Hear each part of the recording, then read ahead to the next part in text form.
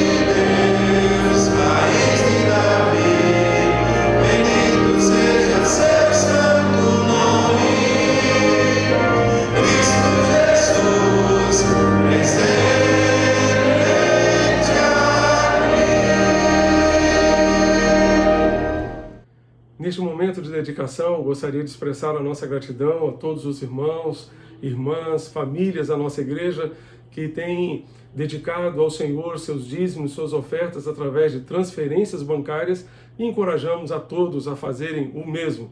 As contas da nossa igreja estão disponíveis na Caixa Econômica Federal, no Bradesco, Itaú e Santander. no site da nossa igreja e também no aplicativo da nossa igreja, você encontrará as informações bancárias para fazer, portanto, a sua transferência. E desta forma você estará ajudando a sua igreja a honrar os seus compromissos nestes dias de pandemia. Nós louvamos a Deus por aquilo que Ele já tem feito e certamente continuará fazendo em nosso meio para a honra e glória do seu santo nome. A palavra de Deus nos encoraja em 2 Coríntios capítulo 9, verso 7, a contribuir com alegria, não por constrangimento, mas com muita alegria, porque Deus ama a quem contribui com alegria. E justamente firmados neste propósito, continuaremos contribuindo, dedicando a Deus, primeiramente as nossas vidas e depois dízimos e ofertas no seu altar. Queremos continuar encorajando os irmãos também a participarem da nossa campanha de cestas básicas, através de uma contribuição específica para essa finalidade. Você estará ajudando a sua igreja, meu irmão, a ajudar famílias carentes da nossa igreja e da nossa comunidade neste tempo. O valor de referência é de R$70. Você pode enviar através de transferências bancárias esse valor, ou um valor menor, ou um valor maior, aquilo que Deus tem colocado nas suas mãos e no seu coração, você pode encaminhar e certamente será muito bem-vindo, ajudará a nossa igreja a estar junto às famílias carentes neste tempo de pandemia.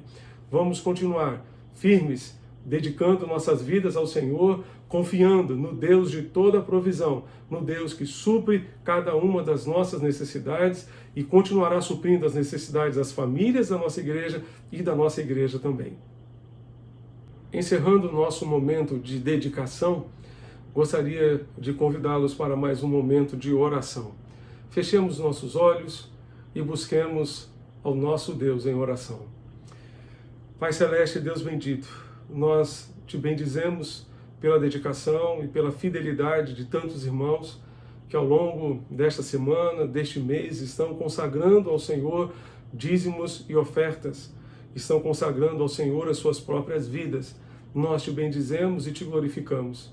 Pedimos, ó Deus, que tu continues amparando cada família da tua igreja. Tu conheces as necessidades, os problemas, as angústias, preocupações, o desemprego que talvez esteja batendo a porta de algumas dessas famílias.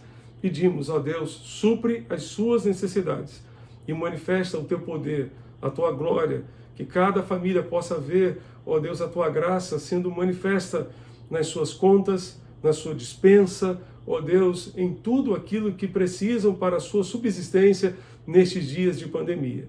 Queremos te agradecer porque tu tens amparado a tua igreja também e pedimos que tu continues, ó Deus, suprindo as necessidades da tua igreja como só tu podes e sabes fazer. Nós queremos também, ó Deus, nos unir como igreja do Senhor para clamar ao Senhor em favor da nossa nação nesses dias de pandemia. Quantas e quantas pessoas, ó Deus, infectadas, ó Deus bendito, por este vírus em nosso país. Quantas pessoas, ó Deus, hoje estão lutando contra este vírus, ó Deus, contra esta enfermidade, a Covid-19, em seus leitos, ó Deus, nos hospitais e também, ó Deus, em casa. Tem misericórdia, Senhor. Guarda, livra, faz, ó Deus, a tua obra em nosso meio. Irmãos de nossa igreja, ó Deus, que estão se tratando, ó Deus, desta doença. Deus, tem misericórdia, Senhor, de suas vidas e guarda-os com teu poder. Parentes de membros da nossa igreja. Pai, nós te pedimos, ó Deus, ministra o consolo também àquelas famílias que perderam seus entes queridos, ó Deus. Guarda-os com teu poder e com a tua graça. Nós te pedimos em nome de Jesus. Rogamos, Senhor amado, que tu abençoes, ó Deus, também os profissionais de saúde que estão na linha de frente nesta grande batalha. Guarda e livra-os de todo mal. Pedimos, ó Deus, também, Senhor, que, ó Deus amado, tu sejas com as autoridades do nosso país, no governo federal, governos estaduais e municipais, que sejam orientados por ti, ó Deus, bendito, no combate a esta pandemia. Tem misericórdia, Senhor, e faz a tua obra, faz os teus milagres, ó Deus, em nosso meio, para a honra e glória do teu nome. É o que te pedimos e suplicamos, em nome de Jesus. Amém e amém.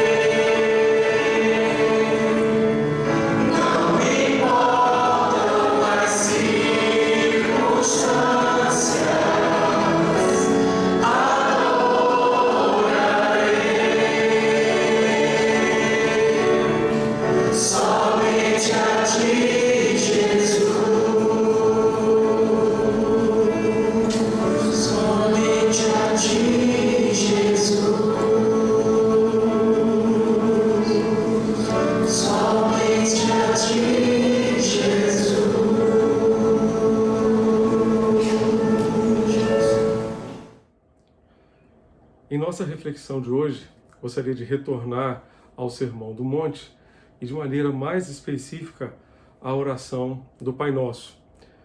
De acordo com a Nova Almeida atualizada, Jesus ensinou seus discípulos a orarem da seguinte maneira: Pai nosso que estás nos céus, santificado seja o teu nome. Venha o teu reino, seja feita a a tua vontade, assim na terra como no céu. O pão nosso de cada dia nos dá hoje, e perdoa-nos as nossas dívidas, assim como nós também perdoamos aos nossos devedores. E não nos deixes cair em tentação, mas livra-nos do mal, pois teu é o reino, o poder e a glória para sempre. Amém. Esta oração é uma oração muito preciosa, com a qual podemos aprender muitas lições. E é bem verdade que muitas vezes as pessoas recitam a oração do Pai Nosso sem terem noção daquilo que estão, de fato, orando ou pedindo a Deus. O verso 12 é um verso muito importante. Ele vai nos dizer: perdoa-nos as nossas dívidas, assim como nós também perdoamos aos nossos devedores. E os versos 14 e 15, logo depois da oração, Jesus diz o seguinte, ele faz uma complementação desse verso 12. Porque se perdoarem aos outros as ofensas deles, também o Pai de vocês que está nos céus perdoará vocês. Se, porém, não perdoarem aos outros as ofensas deles, também o Pai de vocês não perdoará as ofensas de vocês. Certamente essa é uma das partes mais difíceis dessa oração, para a qual nós precisamos de muita atenção e muita sinceridade ao orar ao Senhor. Primeiramente, esta oração nos ensina a pedir a Deus que perdoe as nossas dívidas. Essa é uma oração para quem reconhece que é pecador, para quem reconhece que tem dívidas, que é devedor diante de Deus, diante da justiça divina. Philip Keller disse que se nós sinceramente oramos assim, estamos admitindo aberta e sinceramente que somos culpados de fazer o mal. Porém, isto realmente não acontece com muitos de nós que repetimos essas poucas palavras, disse ele. Ele diz que normalmente não achamos que somos devedores de alguma coisa diante de Deus. Pelo contrário, achamos que somos inocentes e por isso fazemos essa oração com uma simples repetição vazia de palavras ditas por estarmos muito satisfeitos com nós mesmos. Será que quando nos aproximamos de Deus, nos sentimos em débito com Ele? Sentimos que estamos devendo alguma coisa a Ele, de fato? Temos consciência de ter praticado o mal com atitudes erradas? E detalhe, motivações erradas dentro dos nossos corações, motivações injustas dentro de nós? Porque Deus não está atento apenas àquilo que nós fazemos, mas Ele olha também para o nosso coração e para as motivações que nos levam a fazer aquilo que fazemos. Podemos fazer coisas certas com motivações erradas e Deus está vendo. Deus sempre estará vendo o nosso coração, não apenas as nossas atitudes, mas o que nos leva a fazer aquilo que fazemos. E aqui, permitam-me compartilhar uma análise muito interessante do William Barclay, em que ele faz menção sobre algumas palavras para pecado no Novo Testamento. Antes ele disse que repetir essas palavras, ao repetir essas palavras, devemos estar conscientes, assim como Keller disse, dos nossos pecados, de que somos pecadores. A palavra pecado, ele diz que não é muito usual nos nossos dias. A maioria não quer ser tratada como pecadores. O problema é que a maioria tem um conceito equivocado do que significa ser um pecador. Estariam perfeitamente de acordo em que um ladrão, um bêbado, um assassino, um adúltero, um blasfemo, esses sim são pecadores. Mas eles não são culpados de nenhum desses pecados. Aqueles que acham que não são pecadores. Vivem decentemente, têm vidas respeitáveis, nunca foram levados perante os tribunais, nem foram encarcerados, nem apareceram na página de notícias policiais no jornal. Portanto, sentem que o pecado não tem muito a ver com eles. Pecado é aquilo que os outros fazem, não eu. Muitas pessoas pensam assim. Entretanto, 5 palavras procuram descrever o que vem a ser o pecado no Novo Testamento, e esse autor destaca essas 5 palavras que eu quero deixar com vocês. A primeira delas é hamartia. Esse termo significa originalmente errar o alvo. É um termo que vem lá do Antigo Testamento, porque no Antigo Testamento o pecado também tinha esse significado. Não acertar o alvo era hamartia. Portanto, pecado é não ser o que deveríamos ser. Pecado é não ser aquilo que poderíamos ter sido. Eu vou repetir. Pecado é não ser o que deveríamos ter sido, ou não fazer aquilo que deveríamos ter feito, ou não ser aquilo que poderíamos ter sido de fato. Essa é uma situação na qual todos nós participamos, diz ele. Somos um marido, uma esposa, tão bom como poderíamos ser? Será que somos?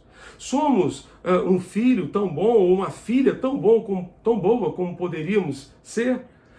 Somos tão bons operários ou patrões como poderíamos ser?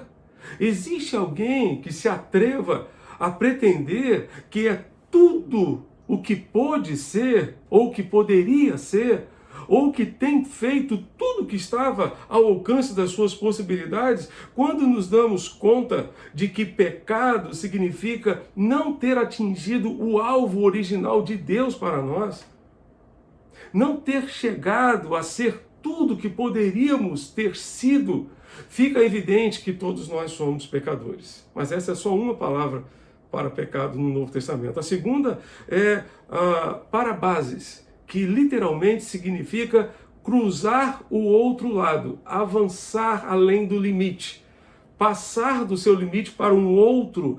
Pecar é cruzar a linha que separa o bem do mal, é ir além, atravessar a linha. Isso significa parabases. A terceira palavra para pecado é paraptoma, que significa escorregão. Escorregão. Trata-se do tipo de escorregão que podemos sofrer em um caminho molhado, né? Ou mesmo sobre o gelo. Você está andando sobre o gelo e você sofre então um escorregão.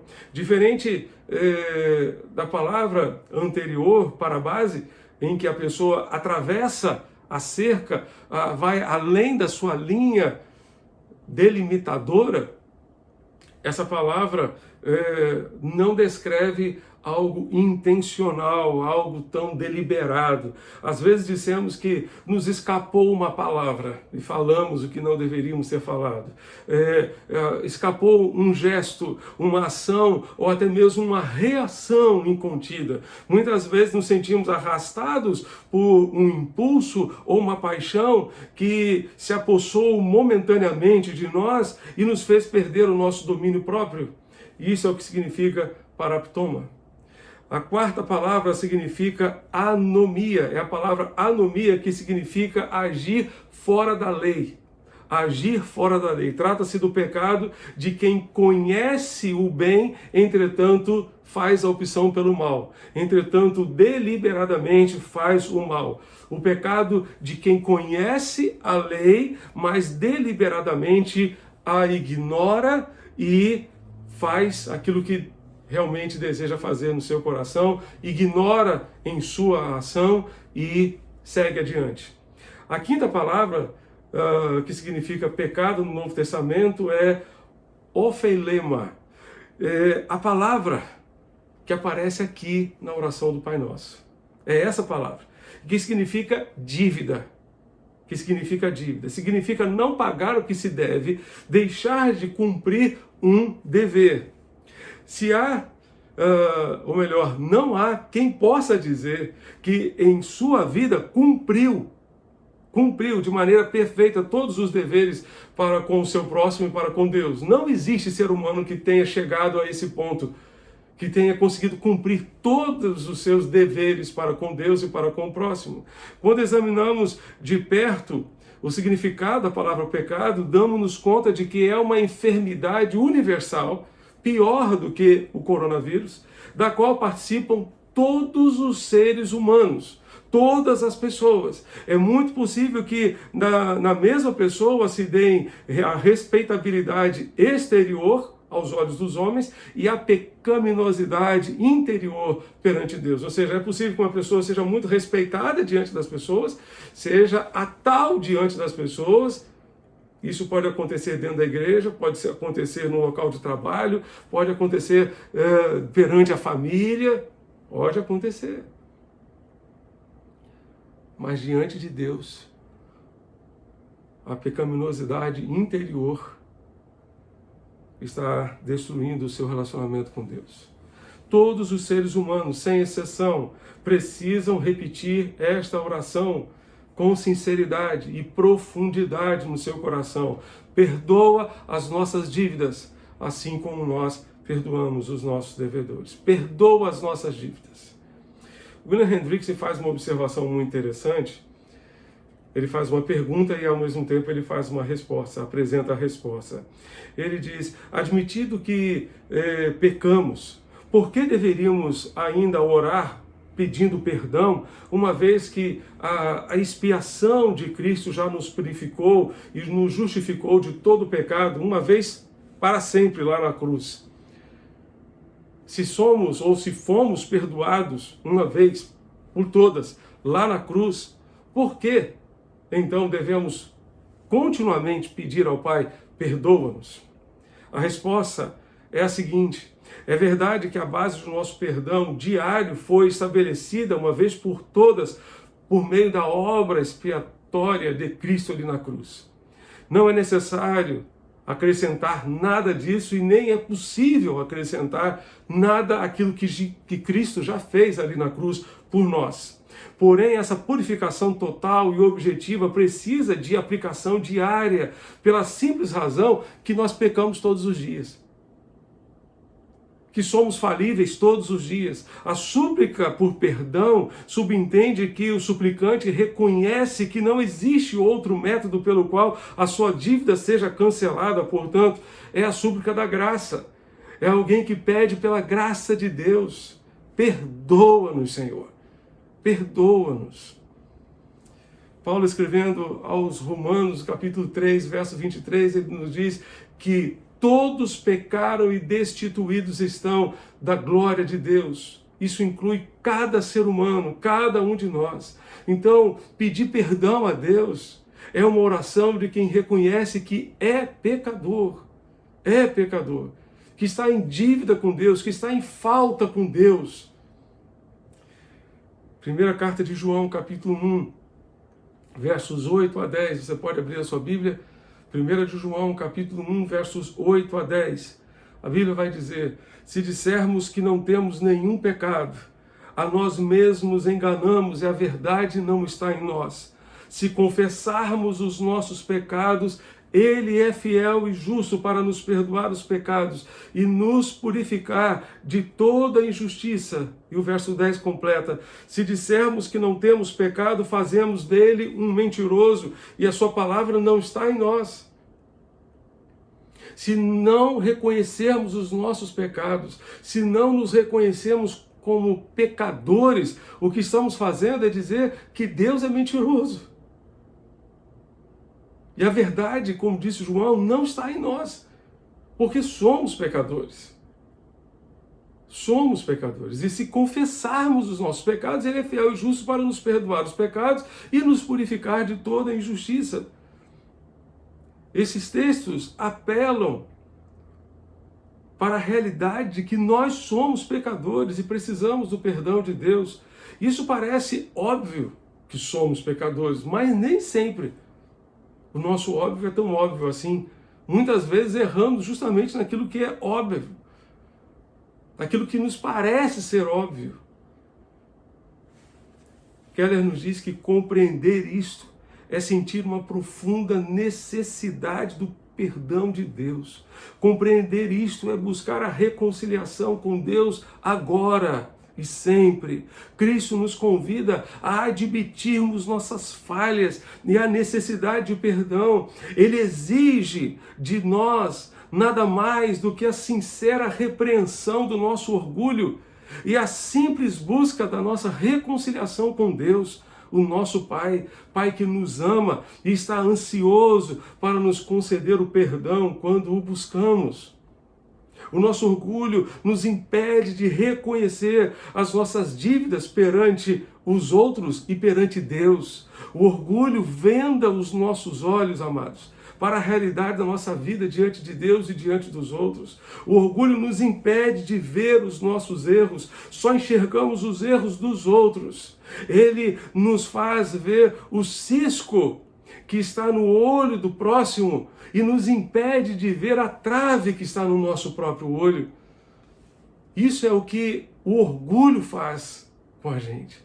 Por isso, Tiago, capítulo 4, verso 6, nos diz que Deus resiste aos orgulhosos, dá, porém, graça aos humildes. Deus resiste aos soberbos, Deus resiste aos orgulhosos, dá, porém, graça aos humildes, que humildemente pedem perdão a Deus, suplicam o seu perdão ao Senhor e dizem: Deus, perdoa-nos.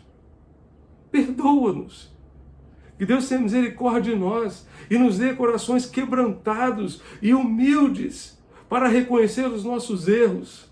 Que sejamos sensíveis ao enxergarmos o nosso interior, reconhecendo e confessando tudo aquilo que possa impedir a nossa comunhão com Deus. Somente dessa forma conseguiremos orar, pedindo a Deus: perdoa-nos, Senhor. Perdoa-nos. Em segundo lugar, essa oração nos ensina que não apenas devemos pedir perdão a Deus, mas devemos pedir a Deus que nos perdoe da mesma forma como nós perdoamos ao nosso próximo. E aqui está o grande desafio desta oração. Volte comigo ao verso 12. Mateus 6, verso 12 nos diz: perdoa-nos as nossas dívidas, assim como nós também perdoamos aos nossos devedores. Assim como nós também perdoamos aos nossos devedores. E os versos 14 e 15. Porque se perdoarem aos outros as ofensas deles, também o Pai de vocês que está nos céus perdoará vocês. Se, porém, não perdoarem aos outros as ofensas deles, também o Pai de vocês não perdoará as ofensas de vocês. Segundo Jesus, se nós perdoamos aos outros, Deus perdoará a nós. Mas se não perdoarmos aos outros, Deus não nos perdoará. É bem evidente, então, que se repetimos esta oração como simplesmente uma mera repetição, estamos dizendo a Deus o seguinte, talvez estejamos dizendo a Deus o seguinte: não nos perdoe, Deus, não nos perdoe. Se fazemos essa oração quando ficam disputas sem resolver em nossas vidas, quando ficam situações pendentes, quando não tratamos o nosso coração, quando não liberamos o perdão, estamos dizendo a Deus: não nos perdoe, Senhor, não nos perdoe. Se dissermos: nunca perdoarei fulano de tal pelo que me fez, se dissermos: nunca esquecerei o que Beltrano me fez, e contudo fazemos essa oração, estamos deliberadamente pedindo a Deus que não nos perdoe. Não nos perdoe. O perdão humano e o divino estão relacionados entre si. Não é possível separar o nosso perdão ao próximo e o perdão que esperamos receber de Deus. Ambos estão ligados e são interdependentes. Ninguém está em condições de repetir o Pai Nosso quando se sente impedido de perdoar, quando não se sente disposto a perdoar. Se não se viver em boas relações com o próximo, não se pode viver em boa relação com Deus. É impossível viver em boa relação com Deus e viver em má relação com o próximo e o contrário também. John Stott diz que uma das principais evidências do verdadeiro arrependimento é um espírito perdoador. Se nós nos arrependemos de fato dos nossos pecados, nós precisamos ter um espírito perdoador. Quando os nossos olhos são abertos para vermos a enorme ofensa que cometemos contra Deus, as injúrias dos outros contra nós, comparativamente, são insignificantes. Insignificantes. Se por outro lado temos uma visão exagerada da ofensa dos outros, é uma prova de que diminuímos muito a nossa própria ofensa perante Deus. A disparidade entre o tamanho das dívidas é o ponto principal da parábola do credor incompassivo. O rei chamou um dos seus servos para lhe prestar contas e disse: pague a sua dívida. Ele disse: eu não tenho como pagar, era uma dívida impagável. Impagável. Pague-me essa dívida, não tenho como pagar. Então o rei disse que ele e sua família, sua esposa, seus filhos, todos eles sejam lançados na prisão para trabalhos forçados, até que paguem essa dívida. Eles iam morrer na prisão, até conseguirem pagar toda aquela dívida. Mas aquele homem virou-se para o rei e disse: tem compaixão, tem misericórdia. E o rei se compadeceu daquele homem e perdoou a sua dívida. Só que o detalhe é que, quando ele saiu da presença do rei, ele encontrou-se com um conhecido que lhe devia algo insignificante. Insignificante. Imagine, por exemplo, que a dívida dele perante o rei fosse uma dívida de 10 milhões de reais.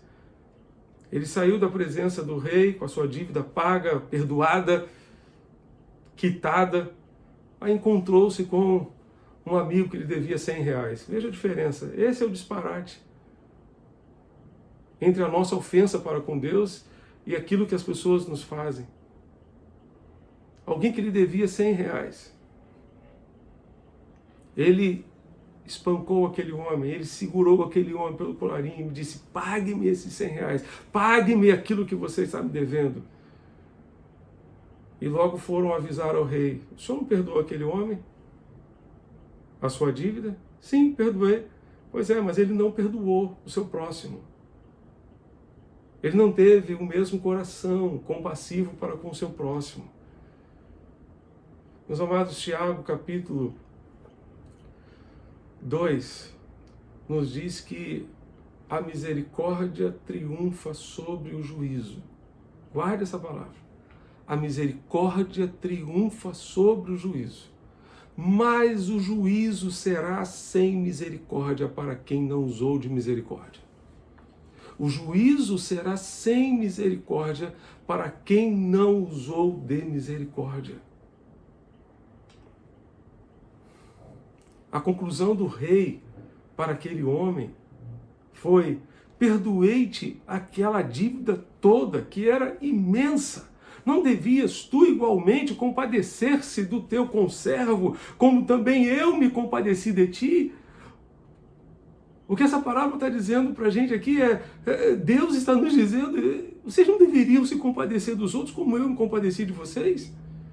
Como eu perdoei vocês? Como eu tive misericórdia de vocês? Meus amados, o perdão é tão indispensável à vida e à saúde da alma, à saúde do coração, como o alimento é para o corpo. É indispensável, indispensável. Não é fácil entender ou aplicar isso de maneira prática no nosso viver diário. Temos perdoado aqueles que nos ofendem? Temos realmente uma consciência limpa em nossos relacionamentos com os outros? Em meu coração ainda conservo algum velho rancor? Estou inclinado a conservar má vontade para com alguém que me magoou lá atrás? Existe alguma aversão contra alguém que corrói secretamente a minha mente, o meu coração? Há ainda alguma raiz de amargura no âmago do meu subconsciente, que de vez em quando aparece em minha mente para tirar a minha paz. As ofensas e males que outros me têm causado me corroem como um câncer destruidor. Essa raiz de amargura está destruindo o meu coração, a minha alegria, a minha saúde, os meus relacionamentos, a minha família. A minha família. Normalmente não cancelamos as velhas dívidas que temos com os outros. Normalmente não cancelamos as velhas dívidas que temos com os outros. Pelo contrário, acumulamos a má vontade, a hostilidade, ressentimentos, animosidades que turvam o nosso relacionamento com os outros. Permitimos que essas coisas fiquem no nosso coração, reclamando reparação, ou seja, insistimos em receber o que a nossa natureza humana reclama. Como podemos querer que Deus nos perdoe os nossos pecados se nós não temos a mesma disposição para com os outros? Nosso Senhor estava sempre enfatizando o fato de que as nossas atitudes interiores eram mais importantes do que as nossas ações. O perdão é uma atitude interior. Podemos até dizer uma coisa quando pensamos outra completamente diferente. Podemos sorrir com doçura para alguém quando na realidade mantemos ressentimentos contra essa pessoa. Em tudo isso podemos enganar aos outros, mas jamais conseguiremos enganar a Deus. Tudo isso leva a fortes tensões, pressões, escuridão interior, disse esse autor, Philip Keller, no seu comentário sobre o Sermão do Monte. E mais especificamente sobre a oração do Pai Nosso. Debaixo das nossas dificuldades em perdoar aos outros, existe o fato fundamental e formidável do orgulho humano. A resistência férrea do nosso eu, grande, central, que permanece tal como uma imensa trave de aço, exatamente no âmago da nossa estrutura, recusa a mover-se, inclinar-se, a ser quebrantado. Insistimos em nossos direitos, defendemos-nos, reclamamos nossos privilégios, nos mantemos firmes em nossas posições. Ele diz que 3 palavrinhas protegem o nosso orgulho: meu, me e eu. Meu, me e eu protegem o nosso orgulho. E esse orgulho nos separa das outras pessoas e nos transforma em introvertidos e egoístas. Fazem-nos inflexíveis, arrogantes, insensíveis, rápidos em achar faltas alheias, mas muito sensíveis para com as próprias mágoas. O que fez Jesus na cruz, ele fez sem murmurar e sem reclamar. E ainda disse: Pai, perdoa-lhes, porque eles não sabem o que fazem.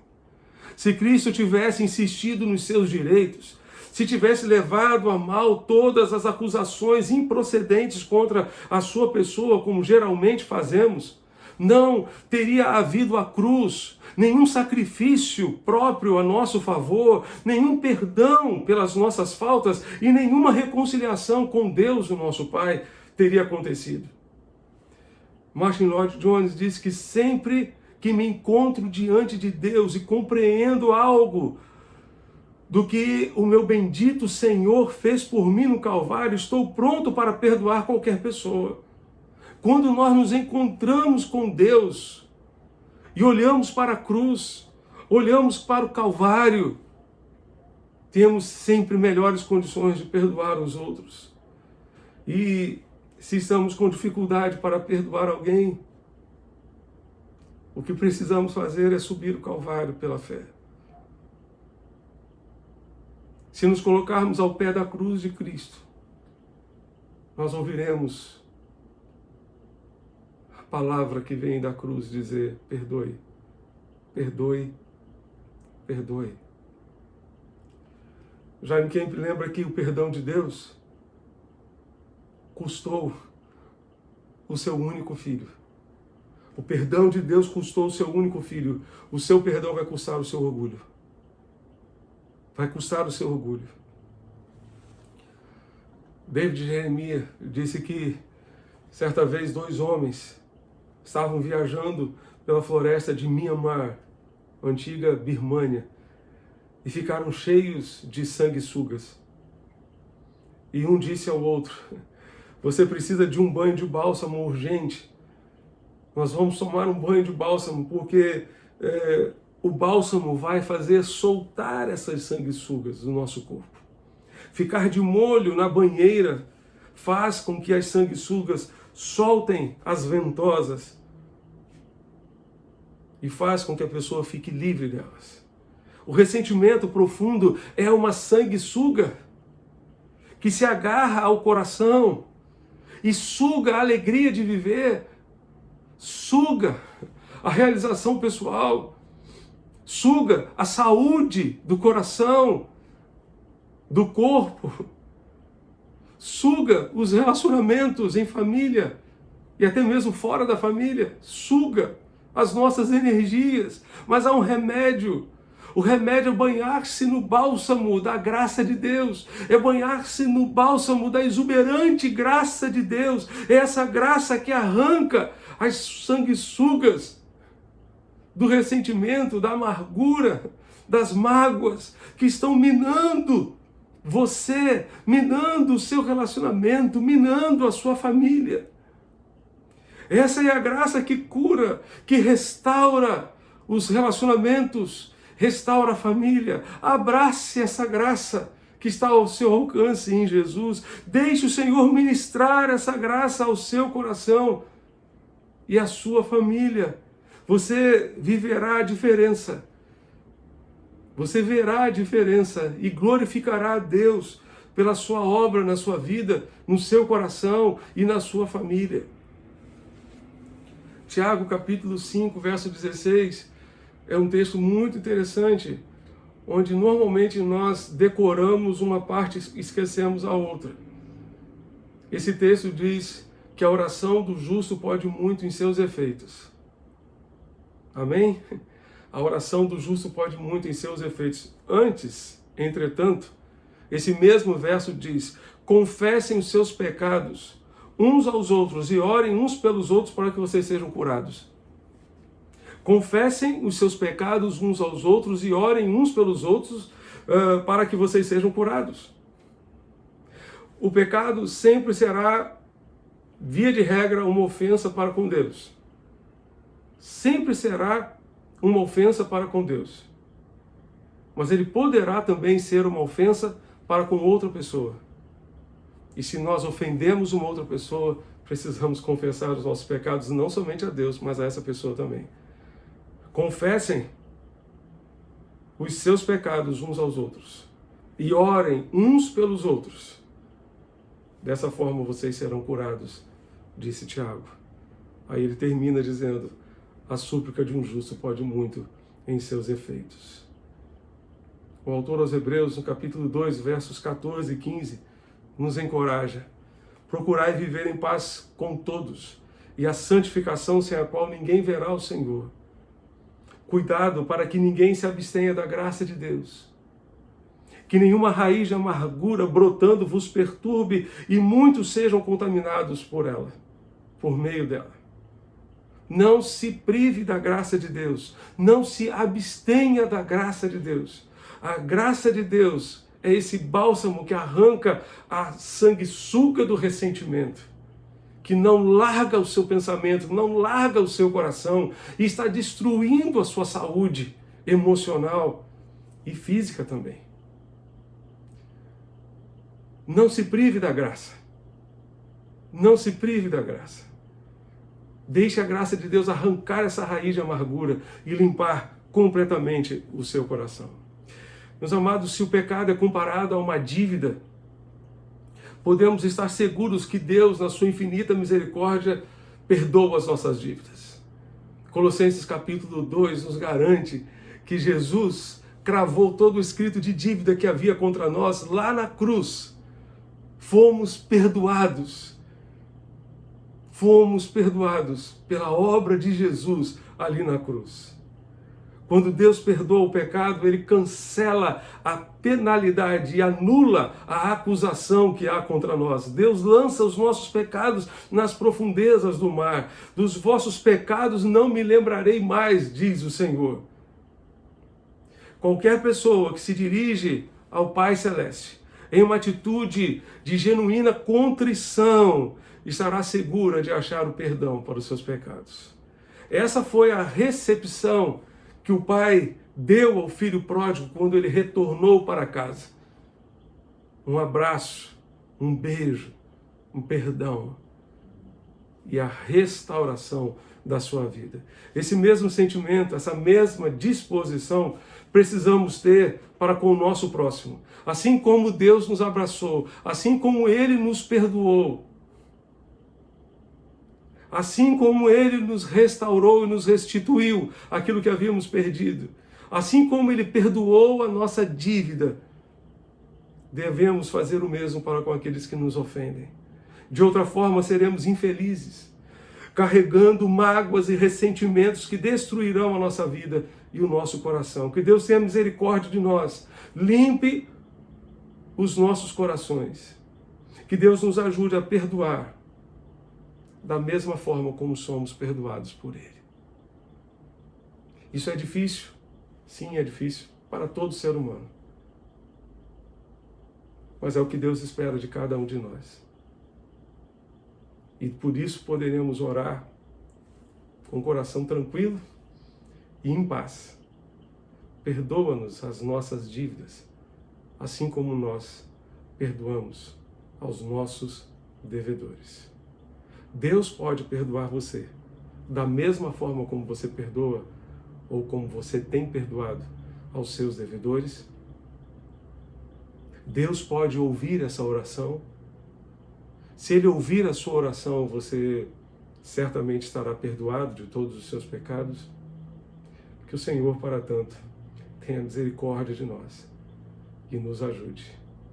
Amém. Vamos orar? Feche os seus olhos e ore a Deus comigo. Pai Celeste, Deus bendito, muito obrigado pelo perdão que temos em Cristo Jesus. Muito obrigado pela obra de Jesus ali na cruz, que garantiu o nosso perdão. Ali na cruz, Jesus cravou todo o escrito de dívida que tínhamos perante a justiça divina. Muito obrigado, porque em Jesus nós temos o perdão para os nossos pecados. Mas assim como fomos perdoados por Jesus, assim como fomos perdoados por Ti, ajuda-nos a perdoar o nosso próximo. Limpa os nossos corações. Limpa os nossos corações de mágoas, ressentimentos, amarguras, de tudo aquilo que possa impedir o nosso relacionamento com o nosso próximo e certamente o nosso relacionamento contigo também. Para que possamos, ó Deus, do fundo da nossa alma dizer: perdoa-nos as nossas dívidas, assim como nós perdoamos aos nossos devedores. Ajuda-nos neste propósito em nosso coração. Trata-nos naquilo que precisamos ser tratados por Ti. Faz, ó Deus, em nós a obra que Tu queres fazer, para a honra e para a glória do Teu santo nome. É o que te pedimos e rogamos. Em nome de Jesus, nosso Senhor e Salvador. Amém e amém.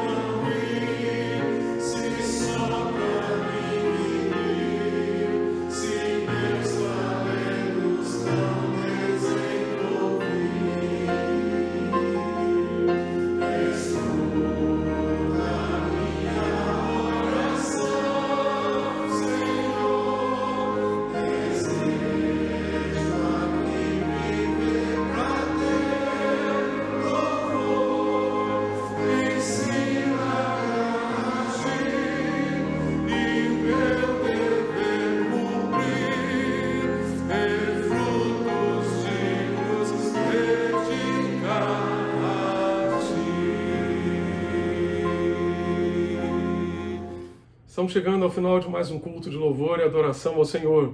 Queremos agradecer a participação de todos aqueles que nos acompanharam pela internet e pela Rádio Evangélica FM, deixando também o convite para que estejam conosco agora. Tão logo terminemos nosso culto, estaremos no Instagram da nossa igreja, @ibcapunga, em mais uma live, mais uma transmissão ao vivo, quando estaremos atualizando a nossa lista de oração e também refletindo um pouco mais na palavra do Senhor. Na próxima sexta-feira, às 9 horas da noite, às 21 horas, teremos mais uma live com convidado. O convidado desta semana é o pastor Davi Pereira, pastor da Igreja Batista Memorial de Brasília. Você é nosso convidado a estar conosco nesta próxima sexta-feira. Também no próximo domingo, 9 horas da manhã, a live da Escola Bíblica no Instagram da nossa igreja. Às 10 da manhã, o culto da manhã transmitido em nosso canal no YouTube e também pela Rádio Evangélica FM. Às 18 horas, mais uma live da EBD em inglês. Às 19 horas, teremos o nosso culto da noite, transmitido pela rádio e pela internet. E após o culto, para fechar o domingo, teremos a nossa live de boa noite no Instagram. Acompanhe-nos, esteja conosco, participando, portanto, das atividades da nossa igreja. E que Deus continue abençoando você e a sua família rica e abundantemente. Vamos orar? Que a graça redentora do Senhor Jesus Cristo, o amor de Deus o Pai, a comunhão e as consolações do Santo Espírito de Deus continuem abundantes sobre a Igreja Batista da Capunga, sobre as suas congregações, sobre todo o povo de Deus espalhado em todo o mundo, hoje e sempre. Amém. Amém.